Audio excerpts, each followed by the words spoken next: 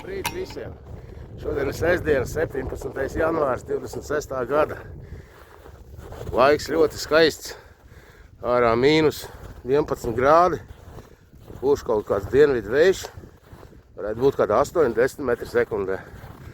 Tāds pastiprs vējā liekas, ka visi kaut kādi 15-18 grādi sala.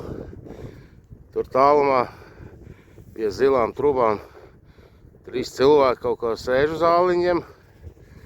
Tik tālu līdz viņiem neiešu. Bet pamēģināšu uztaisīt tūlītās ar vergu āliņģīt. Pastīsimies, cik biezs ledus ir šinī krastā. Ezers fantastiski izskatās. Vējš nopūta sniegu nost. Tā kā bieza sniega nav uz ledus. Uztaisīsim āliņu, redzēsim, cik biezs ledus. Esmu 20 metri no krasta atgājis. Sniega biezums uz ledus ir kādi centimetri. Šinī krastā tas ir kādi centimetri, rekur 10 sniegs ir. Un attiecīgi uztaisīja āliņģi. Nu, un ledus biezums ir